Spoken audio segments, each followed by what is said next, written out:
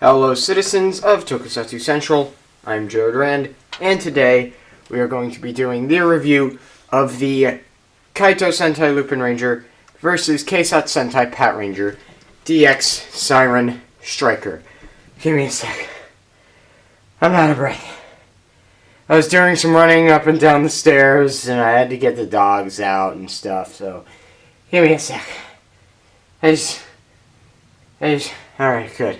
So, this is something of a sign, in my opinion, that Sentai is going a little bit down a bad path. Now, don't get me wrong, I enjoy this toy, but I feel like there's something wrong here, and I'm going to get into it near the end of the video, but I'm going to start explaining what exactly is going wrong with, or at least an issue I've seen brought up multiple times that I'm going to address in this video.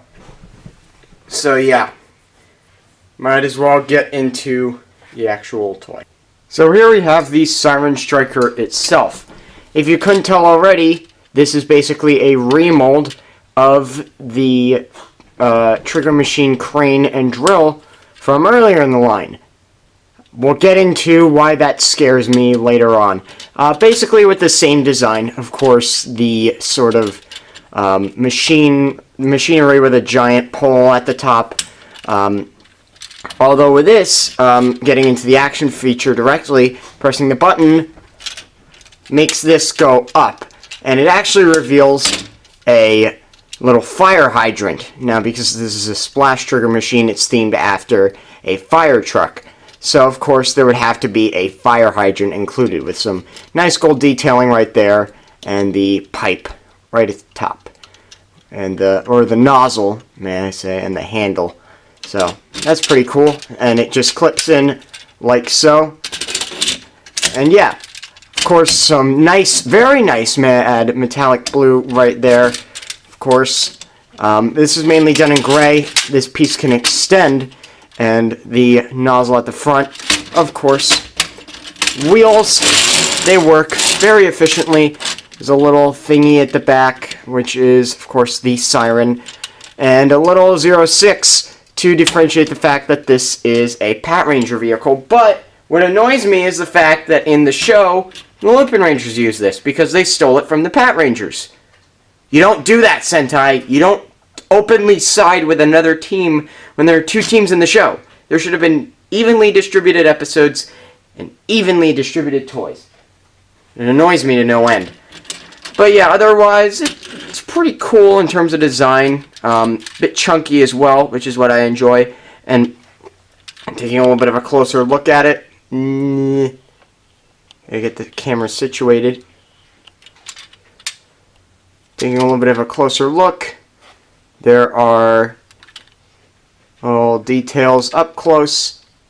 Very nice. There's the Patranger symbol, of course. And then detailing along the rest of the toy. So, might as well show off what this thing does with the verse changer. Alright, here we have it. We might as well just take the boy and slot him in.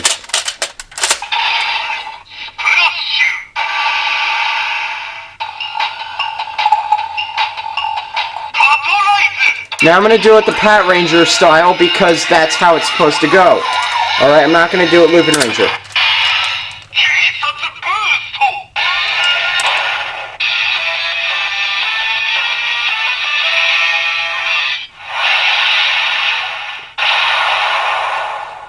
Now in the show, that basically gives whoever is using it a giant fire hydrant on their arm.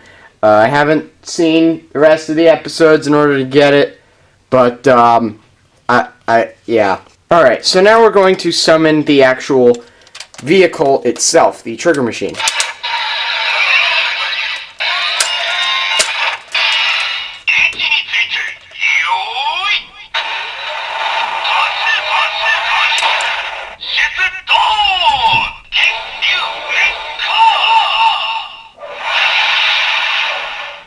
So yeah, that's basically all of the functionality with the VS changer as of now.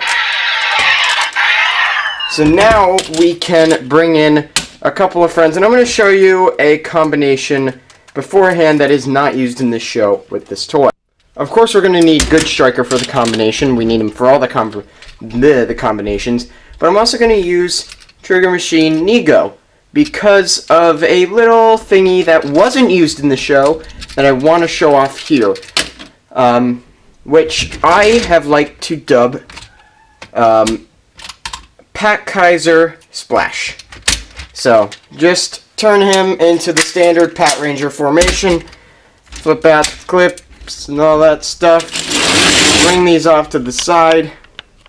We're just going to take him, bring him closer, move up to the head. Alright, and then take Nego, put him on the left, make him the left arm, take the Splash Trigger Machine and extend that forwards, and then pull out the fire hydrant, close it, and put it on the right arm. There we go.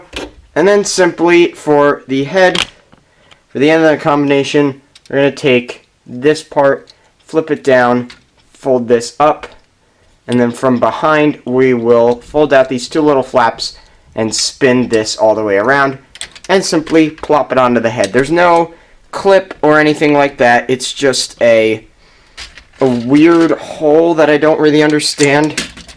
Here it is up close. I can focus on that. It'd be great, camera. There it is. It's not a clip or anything. It's just a simple hole. It does go in, but I honestly do believe that it's not the best connection in the whole world. But there we have a little combination I like to call Patranger Splash, which I honestly think is a pretty good color combination. With the green and the usage of the reds and blues, I think that overall the combination itself looks pretty good when compared to other combinations in the line. But this form has not been used in the show because the Lupinrangers really like to steal all of the spotlight in the show. I could tell from the first 3 episodes, I didn't want to admit it, but I did, that the whole show was going to be Lupinranger based. And that annoyed me. I really wish we could have gotten some more focus for the Patrangers, but whatever, that's a discussion maybe for another time. And so, this combination doesn't exist. But a different form of Splash's combination does exist, in which we use our friend from last time, the Magic Dial Fighter. Now what we're going to do is fold down the red flaps on the feet, and then simply bring out Magic, spin the dial, and then bring out the hand. There he be. And then, plop, just clip it right in, peg it right in, whatever the word is, and there you have a little monstrosity that I like to call, well, I don't like to call it like this at all, Lupinrangers Splash Magic. I don't like it. I don't like it that much. It's a really messy color combination of just the abundance of white right here, and then all of this red all over the toy. I don't like it. I don't like it. It's too much. Where in the previous form, the red was condensed and into one specific form, now the red is everywhere and it's obnoxious. And there's just a random white thing hanging off the arm, and I don't like it.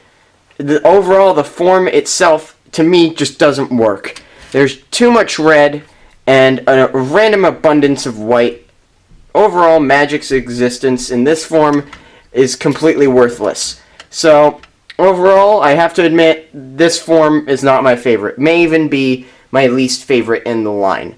But ignoring shitty combinations, I'm going to take us a little bit at a close-up of the head unit right here.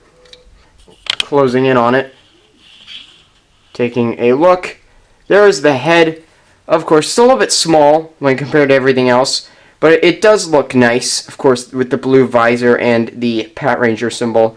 Up top, looks pretty good, and then the chest plate has some nice mechanical detailing along with the Patranger symbol right there, which is why it confuses me whenever the Lupinrangers use it, because we know it was meant for the Patrangers, but then it's used by the Lupinrangers in the show. So, and by the way, no, you can't tell me that because the Lupinrangers became famous later on, that's why they did it. No. The Lupinrangers, the show was filmed before the toys were released. The first few episodes clearly highlighted the fact that they were aiming on a more Lupinranger-based show. So, for whatever reason, they decided to give a bunch of the Patranger stuff to the Lupinrangers. Which is stupid, because you're supposed to give evenly divided things for each team and give evenly divided love, and they didn't, and they shat on my team. Long-winded rants aside, let's get into my final thoughts. So overall, the Lupinranger vs. Patranger DX Splash Trigger Machine is a pretty good toy.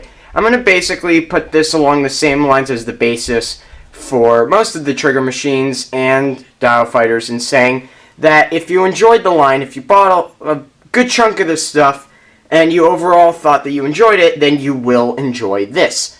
I like the molding, of course. Might even be my favorite thing about the toy is the creativity and reusage of the crane trigger machine.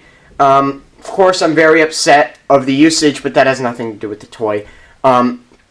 Overall, it's a pretty good toy with decent functionality with the verse changer that I believe you should have come to expect at this point. The amount that's in the toy is pretty good, and it's basically the same for all of the other Dial Fighters and Trigger Machines, except for the ones that we're going to be looking at next time. But otherwise, this is a pretty good toy, and along the same basis as the Magic Trigger Machine, or Dial Fighter, and all the other Trigger Machines and Dial Fighters that were in the line, besides Gold and Silver. Those are exceptions, I love those. Now onto a little rant that I believe is happening. Sentai is not going through the best moments right now. I'll openly support the line and help them continue, but they are not in the best situation right now because their show is failing because there's a losing interest in it and a gaining interest in Kamen Rider and Ultraman. Ultraman this year has actually gotten more popular than ever before, especially with the help of Ultraman Geed.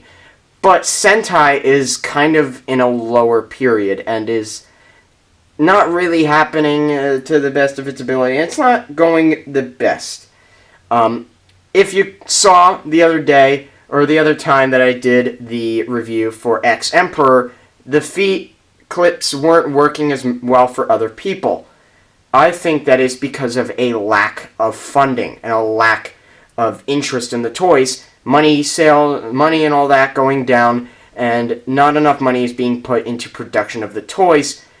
As such, meaning that the toys aren't made as awesome as they used to be.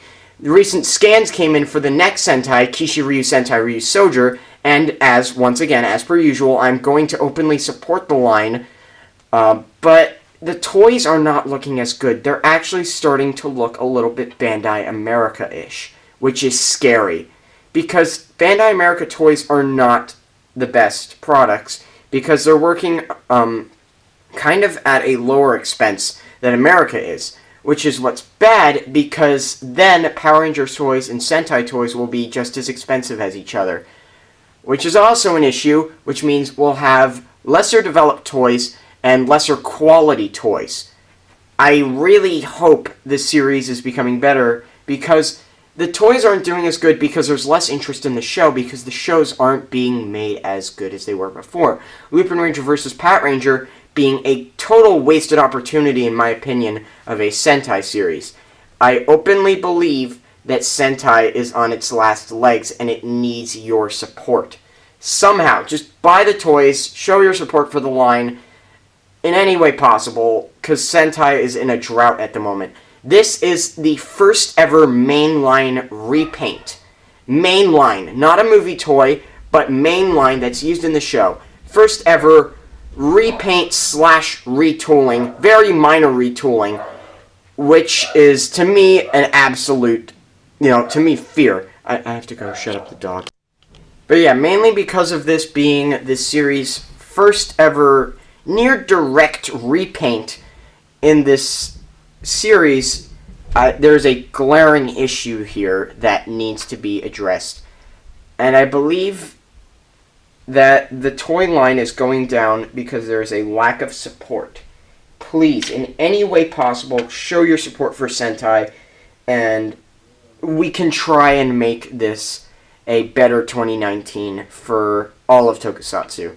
Because Sentai, like I said, going down not only in ratings, with Lupinranger versus Patranger maybe even being the least, or the lowest ratings in Sentai that we've ever seen, there is a high chance that the show may even get canceled.